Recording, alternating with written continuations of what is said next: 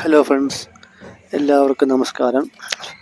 നിങ്ങളീ കാണുന്ന സ്ഥലം ആലത്തൂർ പഞ്ചായത്തിലെ ഹോളി ഫാമിലി സ്കൂളിൻ്റെ മുൻവശത്തുള്ള ഒരു റോഡാണ്.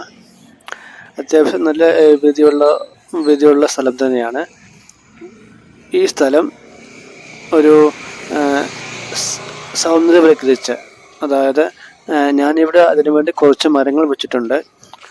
ഒരു 10-15 മരങ്ങൾ വെച്ചിട്ടുണ്ടായിരുന്നു. ഇപ്പോൾ ഇത് കുറച്ച് മരങ്ങളുണ്ട്. 6 മീറ്റർ അകലത്തിലാണ് ഞാൻ മരങ്ങൾ വെച്ചിരിക്കുന്നത്.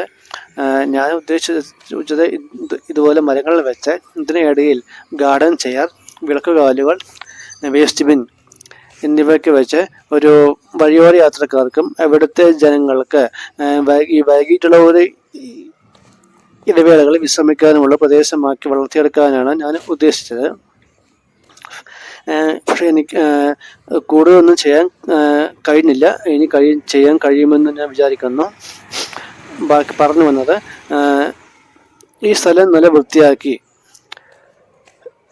സുന്ദരമാക്കി എടുക്കുകയാണെങ്കിൽ ഇതൊരു വലിയ സ്വീകാര്യത തന്നെയായിരിക്കും. അത്യാവശ്യം പാർക്കിംഗ് സൗകര്യമുള്ള സ്ഥലമായതുകൊണ്ട് കൂടുതൽ ആളുകൾ ഇവിടേക്ക് വരികയും ഇവിടെ കൂടുതൽ സമയം ചെലവഴിക്കുകയും ചെയ്യുമ്പോൾ ഇവിടുത്തെ ഒരു നല്ല പ്ലേസായി വളരുകയും ചെയ്യും. ഈ കാണുന്ന സ്ഥലം ആലത്തൂർ സോളി ജംഗ്ഷനിൽ നിന്നും പെരുങ്കുളം ഭാഗത്തേക്ക് പോകുന്ന ഒരു റോഡാണ്.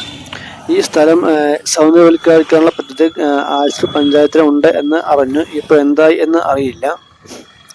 ഈ സ്ഥലവും നല്ലൊരു പാർക്കാക്കി വളർത്തിയെടുക്കുകയാണെങ്കിൽ, പാർക്കാക്കി മാറ്റുകയാണെങ്കിൽ, ഒരു പ്ലേസ് മേക്കിംഗ് ആയി ഉപയോഗിക്കുകയാണെങ്കിൽ, അതായത് കുട്ടികൾക്ക് കളിക്കാനുള്ള പാർക്ക്, മരങ്ങൾ, പൂച്ചെടികൾ, ഗാർഡൻ ചെയർ, വിളക്കുകൾ, വേസ്റ്റ് ബിന്നുകൾ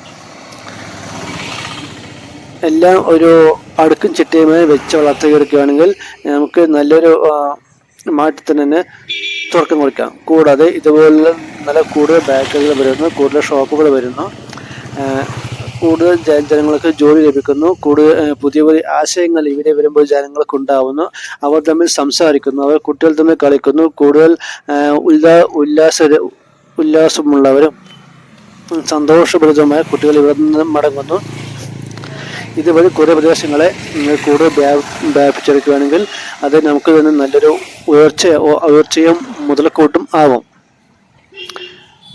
ഈ സൈഡിലുള്ള ഡ്രൈനേജ് സ്ലാബ് വെച്ച് മൂടി അതിന് മുകളിൽ പാർക്കിംഗ് സൗകര്യം കൂടെ ഉണ്ടാക്കിയെടുക്കേണ്ടതാണ്.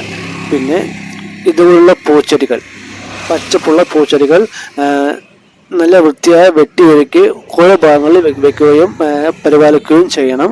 ഇതിനായി കുറച്ച് പേരെ നിയോഗിക്കണം. ഡെയിലി വൃത്തിയാക്കാനും പരിചരിക്കാനും പ്രത്യേകം സമയം കണ്ടെത്തണം. ഇതൊക്കെ തന്നെയായിരിക്കും ഇനി ഒരു നാടിൻ്റെ മുതൽക്കൂട്ട്. ഇതുമൂലം അവിടുത്തെ ജനങ്ങൾ കൂടുതൽ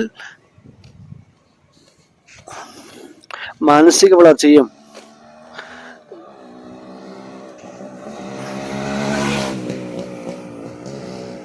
നല്ല ഉല്ലാസമുള്ളവരായി തീരുന്നു.